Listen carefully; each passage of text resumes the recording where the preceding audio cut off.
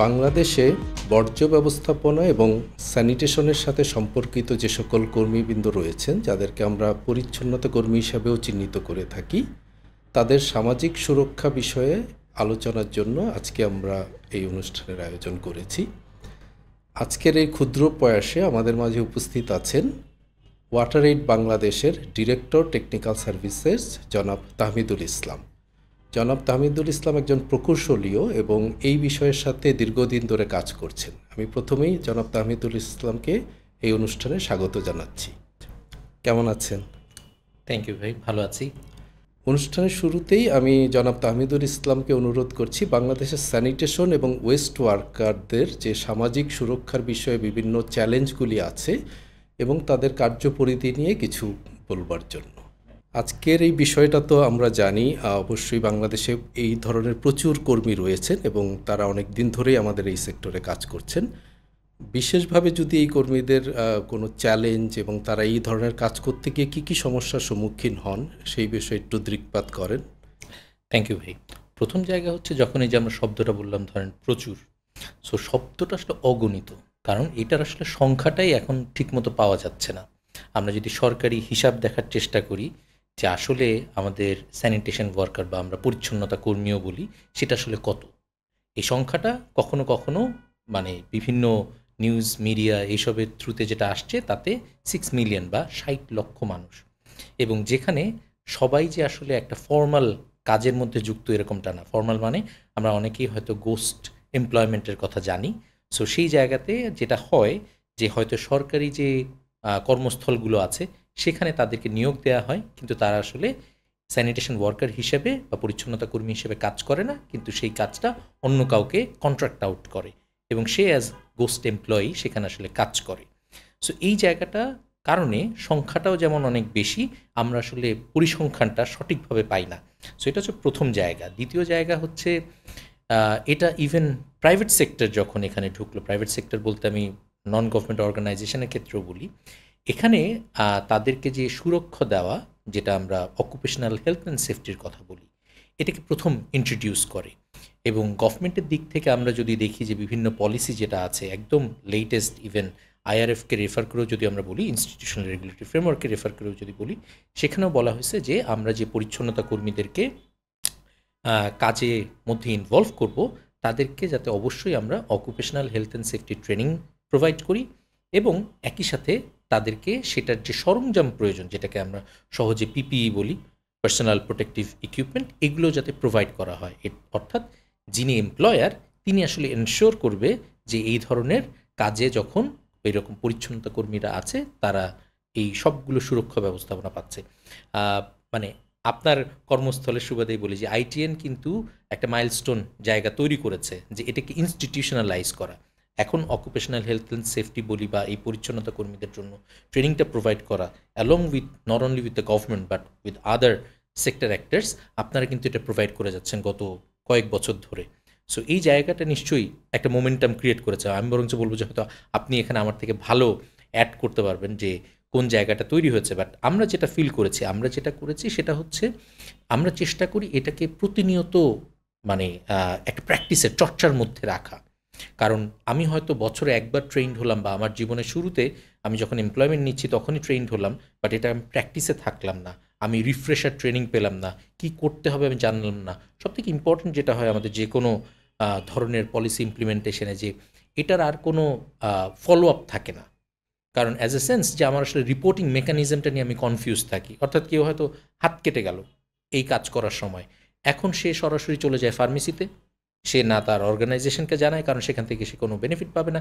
একটা first aid হয়তো সে ওখানে বক্স যদি থাকে তাহলে নেয়, বাট এই ধারণাগুলো এখন আসলে পরিবর্তনের সময় এসছে। সো সেই জায়গাতেই আমার কাছে এটা মনে হয়, আপনি যেটা বললেন যে তাদের কার্যক্রম তো আমরা সকলেই জানি, যে আমরা যখন মানে আমি জাস্ট একটু লম্বা সময় নিচ্ছি তাদেরকে পরিচয় করানোর জন্য যে আসলে তারা আমাদের সাথে কীভাবে যুক্ত থাকে। যখন রাস্তাঘাটে আমরা যেই মানে ধুলোবালি দেখি, পাতাও পড়ে থাকে, অথবা সেখানেও হয়তো বার্ড ড্রপিং হচ্ছে বা অন্য যে কোনো ধরনের মলমূত্র থাকে, সেটা পরিষ্কার আসলে পরিচ্ছন্নতা কর্মীরাই করে। আবার একই সাথে আমরা যখন যেই বিল্ডিংয়ে অবস্থান করছি, বাস করছি, সেইগুলোতেও আমরা আসলে কিছু জায়গা রাখার চেষ্টা করি যেটাকে আমরা কন্টেইনমেন্ট বলি, যেখানে আমাদের মলমূত্রগুলো গিয়ে জমা হয়। সো এগুলো যখন ওভারফ্লো হওয়া শুরু করে, যখন এটার প্রপার ম্যানেজমেন্ট থাকে না, তখন আমরা এই শ্রমিকদেরকেই ডাকি, পরিচ্ছন্নতা কর্মীদেরকে, যে আমাদেরকে পরিষ্কার করে দাও। আমরা আসলে মেকানিক্যাল সলিউশনের দিকে হয়তো যাই না। এখনও সচরাচর সব জায়গাতেই এটি প্রমিনেন্ট, ম্যানুয়াল এমটিআর যাদেরকে আমরা বলি, যে তারা এখনও নিজেরাই এটা পরিষ্কার করছে এবং পরিষ্কার করে সেটাও আবার হয়তো এনভায়রনমেন্টেই যাচ্ছে, এবং তাদের যে হেলথ রিস্ক ডেভেলপ হচ্ছে এটার আসলে প্রপার অ্যানালাইসিস নাই। সো এই জায়গাটা বলে আমি জাস্ট একটু পজ নেই, যদি আপনি কিছু যুক্ত। ধন্যবাদ। আপনার কথাবার্তার মধ্যে যে কয়েকটা বিষয় উঠে এসছে, একটা খুব ইম্পর্ট্যান্ট, আপনি যেটা বলেছেন যে তার ফর্মাল এবং ইনফর্মাল দুটো সেক্টরই আছে। এই ফর্মাল এবং ইনফর্মাল বা যদি বলি তাদের রিকগনিশনের যে অভাবের কারণে তারা কি কোনো চ্যালেঞ্জের সমস্যার মধ্যে পড়ছে কি না, একইভাবে আমি যদি তাদের সামাজিক সুরক্ষার বিষয়ের কথা চিন্তা করি, আপনি অনেকগুলি বিষয় তুলে নিয়ে এসছেন, তারা আসলে এই বিষয়ে সচেতন কিনা, তাদের কি কি ল্যাকিংস আছে, বা তারা সামাজিক সুরক্ষা কি কি পেতে পারে, এই বিষয়ে তাদের জানার, বোঝার এবং দাবি প্লেস করার জায়গার অভাব আছে কি? বেশ কয়েকটা জিনিস ভাই, তাহলে একদম গ্রাসরুট থেকে বলি। আমার অনেক দিন আগে সুযোগ হয়েছিল স্যানিটেশন ওয়ার্কারদের সাথে একদম সরাসরি কথা বলার, জানার চেষ্টা করা। আপনি যেটা বললেন, সমস্যাটা আসলে কোথায়, সমস্যাটা জানার জায়গা থেকেই শুরু হয়। অর্থাৎ তাদের যে সুরক্ষা প্রয়োজন এটা তারা উপলব্ধি করতে পারে না, কারণ তাদের মধ্যে সেই অ্যাওয়ারনেসটা নাই। এ মানে ওই জায়গাটাই তৈরি হয় নাই। এবং তারা যখন সাধারণত এই ধরনের মলমূত্র নিয়ে কাজ করে, বর্জ্য নিয়ে কাজ করে, তখন তারা দেখা যায় যে অনেক সময় বিভিন্ন ধরনের মাদকদ্রব্য তারা আসলে সেবন করে, এবং সেবন করে তারা ওটাকে অ্যাভয়েড করার চেষ্টা করে, যে ওখানে অনেক দুর্গন্ধ হচ্ছে, অথবা তার কেটে গেল, তার অন্যান্য হয়তো পচন হচ্ছে ওই কেটে যাওয়ার কারণে। এই জিনিসগুলোকে তারা অ্যাভয়েড করার চেষ্টা করে, যে কারণে তারা মাদকের উপর অনেক বেশি ডিপেন্ডেন্ট হয়ে যায়। এবং দেখা যায় যে একটা স্টাডি আছে যে এভারেজ লাইফ অফ এইরকম আমাদের পরিচ্ছন্নতা কর্মীদের হচ্ছে 40-এর মতো, সেটা নারীদের জন্য হয়তো আরও কম। সো এই জায়গাটাই আসলে যেটা তৈরি করে সেটা হচ্ছে যে তারা আসলে জীবনকে ওইভাবে উপলব্ধি করতে পারতেছে না। সো জীবিকার জায়গায় তো আরও different.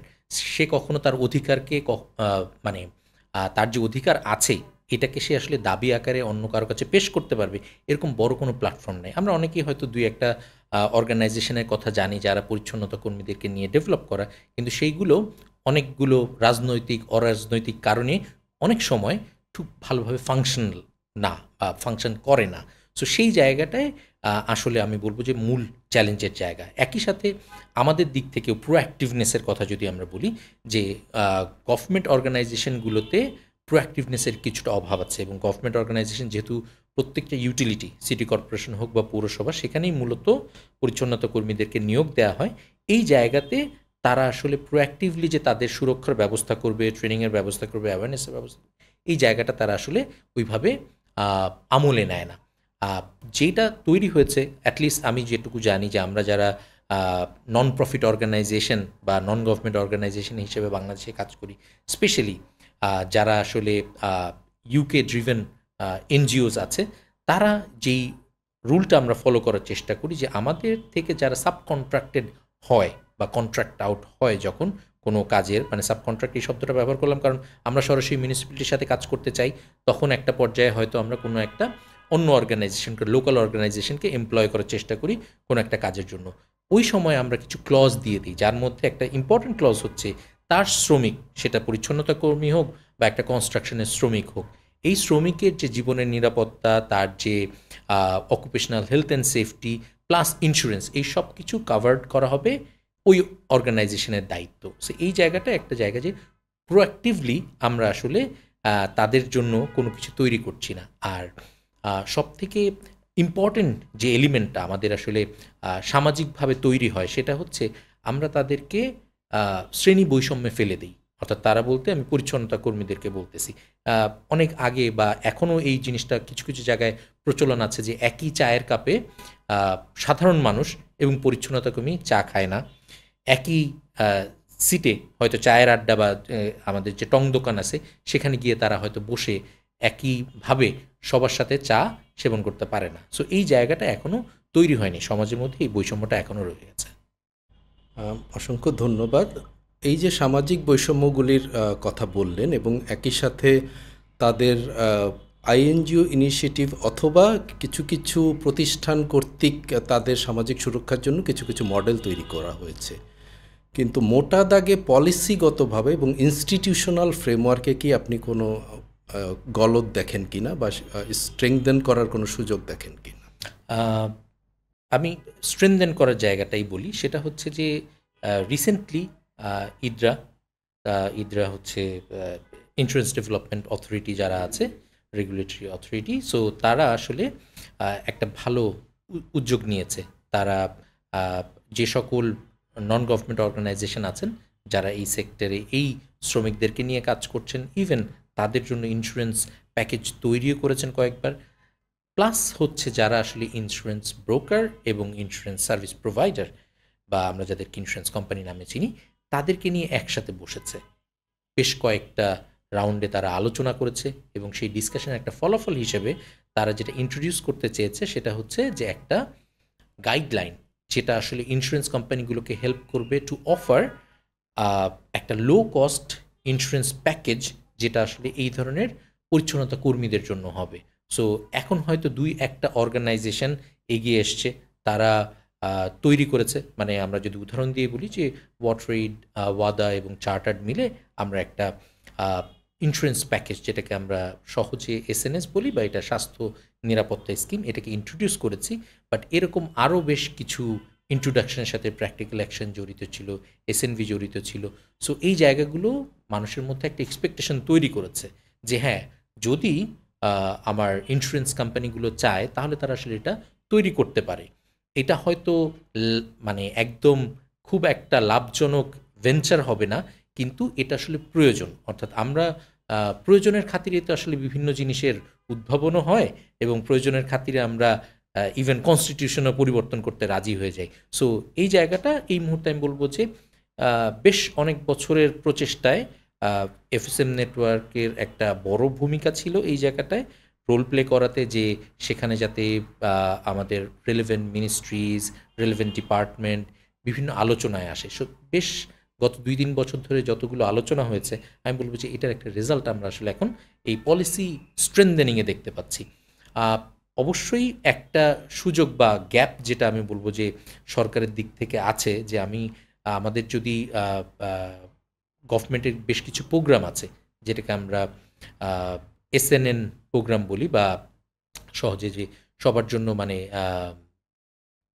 I don't remember, but স্বাস্থ্য ঝুঁকি নিরাপণে অথবা ভার্নারেবল গ্রুপের জন্য যেই প্রোগ্রামগুলো চালানো হয়, সেই জায়গাতে গভর্নমেন্ট আসলে এই ধরনের পলিসিকে যে ইন্ট্রোডিউস করবে, ইভেন মানে আমি জাস্ট একটু যদি সরে আসি অন্য জায়গাতে, যে কৃষিক্ষেত্রে যেমন কৃষকের জন্য ইন্স্যুরেন্স হবে কিনা, এটা একটা ডায়ালগ ছিল। সো আমাদের যে ইন্স্যুরেন্স নীতিমালা আছে বা বিধিমালা আছে, যে অ্যাক্টের কথা আমরা বলি, সেখানে আসলে এটা পুরোপুরি প্রতিফলিত হয় না, রিফ্লেক্টেড হয় না। সো ওইটা একটা জায়গা যেটা আসলে গ্যাপ। ইন্স্যুরেন্স নিয়ে যেহেতু আমরা কথা বলছি, এই নিয়ে কয়েকটা প্রশ্ন মাথায় যেটা আসলো সেটা হলো, আপনি একটা ইন্স্যুরেন্স স্কিম, সামাজিক বা স্বাস্থ্য নিরাপত্তা স্কিমের কথা বলেছেন স্যানিটেশন এবং ওয়েস্ট ওয়ার্কারদের। এই স্কিমটা সম্বন্ধে যদি আরেকটু ডিটেল করতে পারেন, অর্থাৎ গভর্নমেন্ট যদি বা আমাদের সরকার যদি এই ধরনের স্কিম চালু করতে চায়, স্কিমের কি কি নিয়ামক থাকতে পারে, কি কি উপাদান থাকতে পারে, এটা একটা। এবং এর সাথেও যদি আপনি একটু সংযোগ করতে পারেন, আমরা জানি কর্পোরেট সোশ্যাল রেসপন্সিবিলিটি বলে একটা শব্দ আছে, যার আওতায় আসলে সব প্রতিষ্ঠানকেই কাজ করা উচিত, এমনকি ইন্স্যুরেন্স কোম্পানিগুলিকেও। তারা এই সিএসআর এই কার্যক্রমের আওতায় স্যানিটেশন ওয়ার্কারদের ইন্স্যুরেন্সের ব্যাপারে কি ধরনের কার্যক্রম হাতে নিতে পারে? থ্যাংক ইউ ভাই। সো এই জায়গাটায় প্রথমে আমি আসলে শুরু করি যে এসএনএসের ভেতরে আসলে কি আছে। সো খুব সিম্পল একটা জিনিস আছে, সেটা হচ্ছে যে আমার জীবনের নিরাপত্তা। আমি যদি এইভাবে বলি, যে এই জন্য বললাম যে আমার জীবনের নিরাপত্তা, অর্থাৎ যিনি এই ইন্স্যুরেন্স স্কিমের গ্রহীতা হবেন, ওনার যদি অ্যাক্সিডেন্টালি কখনো উনি মারা যান, তাহলে ওনার পরিবার বা নমিনি যিনি আছেন, তিনি 30,000 টাকার একটা বেনিফিট বা যেটাকে আমরা ক্লেম বলি ইন্স্যুরেন্সের ক্ষেত্রে, ক্লেমটা সে আসলে পাবে। But at the same time এই হেলথ ইন্স্যুরেন্সটা বা এই সোশ্যাল সিকিউরিটি স্কিমটা তাকে আসলে একই সাথে আরেকটা বেনিফিট দিচ্ছে যে আমরা অনেক সময় যেহেতু আমরা যেটা বললাম যে তাদের যে কাজগুলো সেটা অনেক হ্যাজার্ডাস। সো তারা যে কাজগুলো করে প্রায়শই তারা অসুস্থ হয়, কিন্তু তারা দ্বারস্থ হয় আসলে ফার্মেসি। তারা যায় না ডায়াগনস্টিক সেন্টারে অথবা হচ্ছে প্রপার মেডিকেল সেন্টারে অথবা ডাক্তারের কাছে, যে এটা একটা খরচ আছে, এই খরচ আমি বহন করতে পারবো না।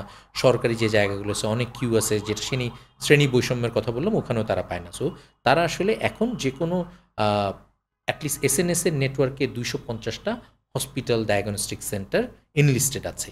এই জায়গাতে তারা দেশব্যাপী যে কোনো জায়গাতে যেতে পারে এবং 5 থেকে প্রায় 45% পর্যন্ত ডিসকাউন্ট তারা পায়।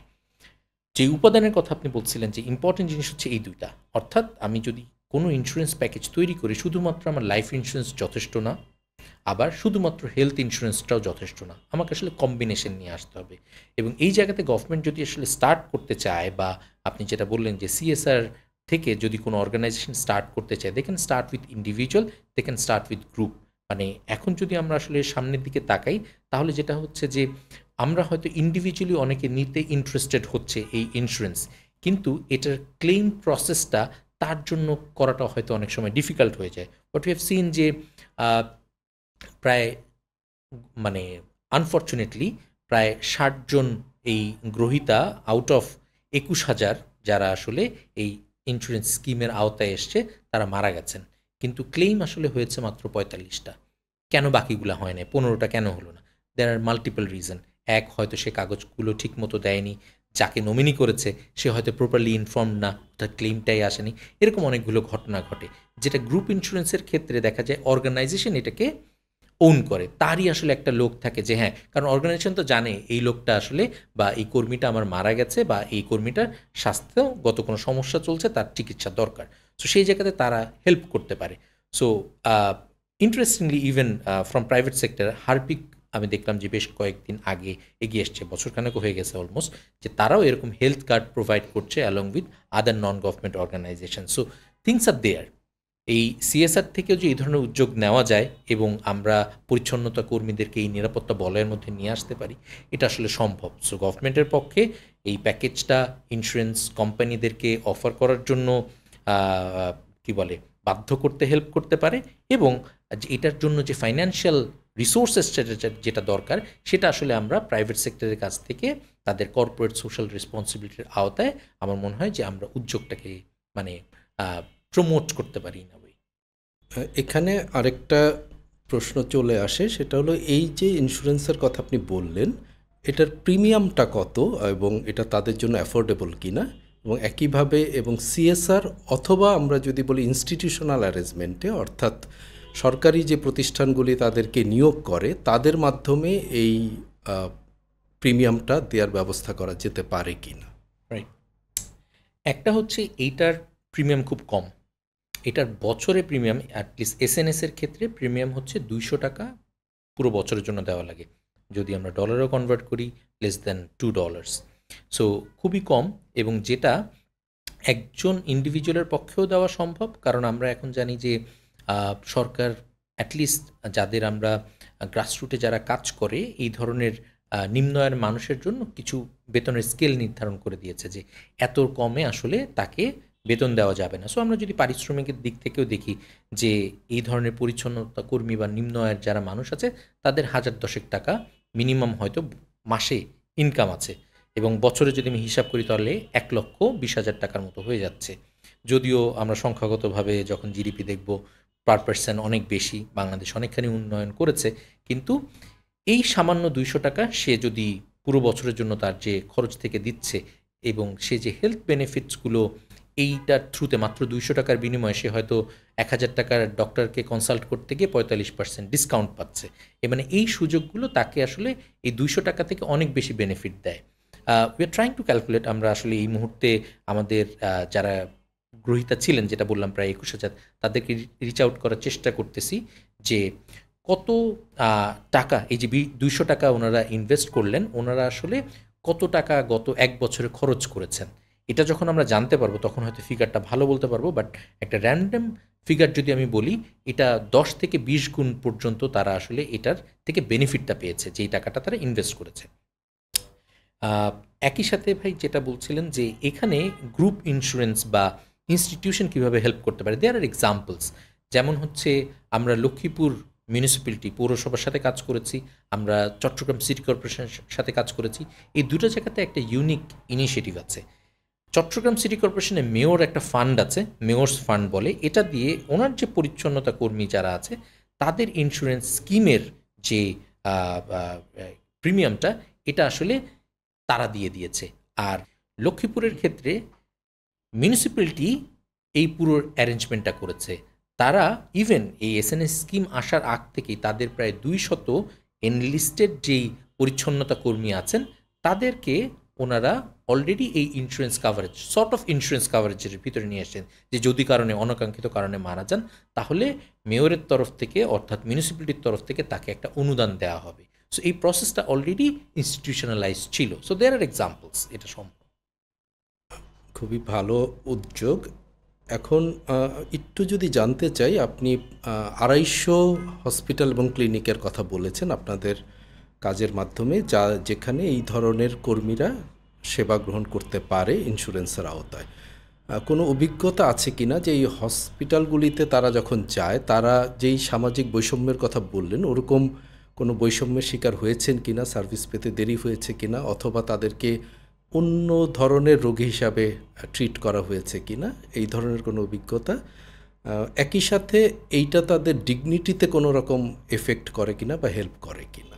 আমি পজিটিভ জায়গাটা বলি। পজিটিভ জায়গাটা হচ্ছে যে আমরা যারা হয়তো বিভিন্ন সরকারি বেসরকারি প্রতিষ্ঠানে কাজ করছি তারাও এরকম গ্রুপ ইন্স্যুরেন্স পলিসির মধ্যে আছি এবং আমাদেরও একটা হেলথ ইন্স্যুরেন্স কার্ড আছে। সো সবথেকে বড় যে ডিগনিটির জায়গাটা হচ্ছে যে একজন পরিচ্ছন্নতা কর্মী যিনি 200 টাকা প্রিমিয়ামে একটা ইন্স্যুরেন্স প্যাকেজ নিয়েছে তারও এখন হেলথ কার্ড আছে। অর্থাৎ এখন যে কোনো হসপিটালে গেলে, মানে প্রাইভেট হসপিটাল বা ডায়াগনস্টিক সেন্টারে, সাধারণত তারা জিজ্ঞাসা করে যে উনি কোনো ইন্স্যুরেন্সের প্যাকেজের মেম্বার কিনা, কোনো প্রতিষ্ঠানের মেম্বার কিনা, এগুলো তারা জানতে চায় এবং কার্ডটা তারা আসলে দিতে চায় বা কার্ডটা নিতে চায় যে হ্যাঁ কার্ড নাম্বার কত বা কার্ডটা শো করেন। সো এর মানে তাদের আসলে এই সুযোগটা হয়েছে, যেটা আমরাও সচরাচর এখন গিয়ে কার্ডটা প্রোভাইড করে বলি যে হ্যাঁ আমার একটা গ্রুপ ইন্স্যুরেন্স পলিসি আছে, আমি আজকে ডাক্তারকে দেখালাম, সো এটার পেমেন্ট হয়তো ইন্স্যুরেন্স কোম্পানি করবে। So the same thing happens for them. So এটা হচ্ছে একটা পজিটিভ এনভায়রনমেন্ট বা যেই জায়গাটা তৈরি করার জায়গা, যে হ্যাঁ তাদের সামাজিক মর্যাদাটা এখন ঠিক ওইভাবেই ইমপ্রুভ হয়েছে যে হ্যাঁ সে যে কোনো হসপিটালে যেতে পারে, কারণ ওই কার্ডটা দেখা মাত্রই তারা বুঝবে যে ওকে আমি তো আসলে চার্টার্ডের একজন গ্রহীতা, আমাকে সেভাবে সে আসলে ট্রিট করবে। তবে দেয়ার আর নাম্বার অফকোর্স ইনসিডেন্টস এই জন্য বললাম যে সব কিছু তো পারফেক্ট হয় না। সো অনেক জায়গা আছে যারা আসলে এই সেবাটা হয়তো দিতে চায় না, যারা কার্ড হোল্ডার। এটা নট নেসেসারিলি যে তারা পরিচ্ছন্নতা কর্মী বলেই এটা হয়েছে, যে কোনো ইন্স্যুরেন্সের বেলাতেই হয়। তারা চায় যে হ্যাঁ ওই 15% ডিসকাউন্ট বা 20% ডিসকাউন্ট যদি না দেওয়া হয় তাহলে তার অর্গানাইজেশনের জন্য হয়তো এটা একটু প্রফিটের জায়গাটায় সে একটু কন্ট্রিবিউট করতে পারলো। সো তারা অনেক সময় একে শুনতেও চায় না, তারা দিতেও চায় না। সো এই জায়গাটা নিয়ে ইভেন দুটো অর্গানাইজেশন যাদের সাথে আমরা কাজ করি তারা বোথ পার্টিস কাজ করছে, অর্থাৎ ইন্স্যুরেন্স কোম্পানি এবং ব্রোকার, যারা এনশোর করছে যে এই ডায়াগনস্টিক সেন্টার বা হসপিটালস তারাও যাতে অ্যাওয়ার হয় যে হ্যাঁ আমরা আসলে একটা কনজিউমার সার্ভিস প্রোভাইডার, আমাদেরকে ঠিক ওইভাবেই কাস্টমার রিলেশনটা মেনটেন করতে হবে। So some of them have dedicated people now যে হ্যাঁ ইন্স্যুরেন্স রিলেটেড যদি হয় তাহলে এই ডেস্কে যেতে হবে, তারা যাতে নিরবিচ্ছিন্ন বা একটা নিঃসংকোচ বা হোয়াটএভার সাপোর্ট তারা আসলে পেতে পারে, যে আমার কোনো অসুবিধা হবে না যখন আমি আসলে এখানে সাপোর্টটা সিক করতে গেছি। অ্যাট দ্য সেম টাইম বেশ কিছু অর্গানাইজেশন যেরকম অ্যাপ নিয়ে এসছে, সো সেই জন্য স্মার্টফোনের দরকার হয়, বাট আপনি অবশ্যই বলতে পারেন যে পরিচ্ছন্নতা কর্মী স্মার্টফোন কই পাবে। কিন্তু তাদেরও যে নেক্সট জেনারেশন আছে তারা কিন্তু এখন অবশ্যই এডুকেশনের দিকে যাচ্ছে। সো সেই ক্ষেত্রে তারা এই তাদের বাবা মাদেরকে হেল্প করতে পারে। I have seen people talking, মানে যারা আগে ম্যানুয়াল এমটিআর ছিলেন তাদের যে নেক্সট জেনারেশন এসেছেন তারা বলছে যে হ্যাঁ আমি তো আসলে এই পেশায় হয়তো থাকবো না, আর আমি যদি এই পেশায় থাকি তাহলে এই যে মেকানিক্যাল এমটিংয়ের যে প্রসেসটা সেটা আমি জানতে চাই, আমি ওটা শিখতে চাই এবং আমি ওটাকে ব্যবহার করতে চাই। শেষ করার আগে খুব দ্রুত একটা দুটো বিষয় সম্বন্ধে একটু আলাপ করতে চাই বা আপনার মতামতটা পেতে চাই। সেটা হলো গ্রুপ হিসাবে তারা কিছুটা সামাজিক বৈষম্যের শিকার, যেখানে উত্তরণের জন্য আমরা কাজ করেছি। কিন্তু তাদের নিজেদের মধ্যেই এটা আবার লিঙ্গ বৈষম্য আছে কিনা বা জেন্ডার স্পেসিফিক কোনো বৈষম্য আপনি দেখেন কিনা, এবং সেখানে কাজ করার বা কী ধরনের উদ্যোগ আমাদের নেওয়া উচিত বলে মনে করেন? মানে নারীদের জন্য যেটা দরকার হয় ম্যাটারনিটি লিভ, যখন মাস্টার রোলে থাকে তখন তাকে ডেইলি পেমেন্ট করা হয়। সো এই ম্যাটারনিটি লিভে গেলে তার কোনো বেনিফিট নাই, অর্থাৎ এই কয়েকদিন সে কোথাও থেকেই কোনো রকম বেনিফিট বা পয়সা তার আসলে পাবে না। এই বৈষম্যটা রয়ে গেছে। এবং একই সাথে যখন আমরা ইভেন আমাদের সরকারি হোক বেসরকারি হোক হেলথ সার্ভিসেসে যাই বা সার্ভিসেস নিতে যাই, সেখানে আমি এখনও বলবো যে আমাদের জেন্ডার সেন্সিটিভনেসের এখনও অভাব আছে। সেই জায়গাতে আসলে পূরণ করা দরকার। অনেক জায়গাতে হয়তো এখনও পুরুষ ডক্টর বসছে, যেখানে একজন নারী ডক্টর হলে যেই নারী গিয়েছেন তার সমস্যাটা বলতে সে হয়তো ওপেনলি বলতে পারতো। সেই জায়গাটা ক্রিয়েট করার জন্য জাস্ট আমি একটা এক্সাম্পল দেওয়ার জন্য বলছি যে আমরা এই এসএনএসের ক্যাম্পেইন সারা দেশব্যাপী করার সময় আমরা প্রায় 10টা শহরে কাজ করেছি। তখন আমরা কিছু হেলথ ক্যাম্প করেছি। যে হেলথ ক্যাম্পের একটা মূল উদ্দেশ্যই ছিল যে নারীদের জন্য একটা সুবিধা প্রদান করা, যাতে ওনারা তো অনেক সময় জানে না ওনারা আসলে কী ধরনের অসুখ বয়ে বেড়াচ্ছে। সো সেটাকে যাতে অ্যাটলিস্ট তারা আইডেন্টিফাই করতে পারে, এবং ডাক্তারদের সাথে এই যে কোনো নিম্ন আয়ের মানুষের একটা ব্যারিয়ারের জায়গা হচ্ছে যে আমি ওখানে যেতে চাই না, কারণ ওখানে গেলে পয়সা লাগবে, কি আমি সেজন্য আমি অন্য জায়গার উপর ডিপেন্ডেন্ট থাকি। সো ওই জায়গাটা একটু ভাঙা, যে আসলে তাদেরকে ফর্মাল ডক্টর বা হেলথ সার্ভিসেসে শরণাপন্ন হতে হবে। আমরা যদি বলি লিঙ্গ বৈষম্য অথবা নারীদের বিশেষ করে কিছু কিছু ক্ষেত্রে এখনও কাজ করার যথেষ্ট সুযোগ রয়েছে এই বৈষম্য দূর করার জন্য। আমি সর্বশেষ পয়েন্টটা আমরা আলোচনার এক পর্যায়ে আমরা ব্যক্তিগত স্বাস্থ্য সুরক্ষা সরঞ্জাম বিষয়ে কথা বলেছি বা পিপিই হিসাবে যেটা পরিচিত। এখানেও কি নারী কর্মী এবং পুরুষ কর্মীদের মধ্যে পিপিই দেওয়ার ক্ষেত্রে বা ব্যবহার করার ক্ষেত্রে কোনো বৈষম্য পাওয়া যায় কি না? অ্যাটলিস্ট আমরা যে ধরনের অর্গানাইজেশন যেই জায়গা শহরগুলোতে কাজ করার সুযোগ পেয়েছি, সেখানে আমরা দেখি যে নারী হোক পুরুষ হোক কারো কাছেই আসলে পিপিই পৌঁছাচ্ছে না। সো বৈষম্যটা অন্য জায়গায়, যে পিপিইটা যেটা অ্যালোকেশন এসছে সেটা আসলে ওই পর্যন্ত পৌঁছাই নাই। আর যারা আসলে নিজস্ব উদ্যোগে করার চেষ্টা করছে সেটা হয়তো অ্যাপ্রোপ্রিয়েট না ফর মেলস অ্যান্ড ফিমেলস। অর্থাৎ আমি একটা ভেস্ট পরছি, সেই ভেস্টটা একটা নারীর জন্য তৈরি না, এটা আসলে ইউনিসেক্স একটা ভেস্ট। সো আমার আসলে পুরুষের জন্য পুরুষের মতো করে তৈরি করার দরকার ছিল, নারীর জন্য নারীর মতো করে তৈরি করার দরকার ছিল। আমরা যদি সেফটি বুটের কথা বলি, ইজ দ্য সেম। সেফটি বুট, আমি যদি নারী বাংলাদেশের গড় উচ্চতা দেখি, তাদের হয়তো 36 সাইজের একটা জুতা লাগবে, কিন্তু সবগুলো হয়তো 40 সাইজের জুতা গেছে। সো যে বড় সেও পড়তে পারছে না, যে ছোট সেও পড়তে পারছে না। So there are examples of that. আমরা শেষ করব। আপনার শেষ যদি কোনো এক লাইন বা 2 লাইনের মধ্যে কোনো বক্তব্য থাকে তাদের সামাজিক সুরক্ষা নিশ্চিত করার জন্য, সেটা।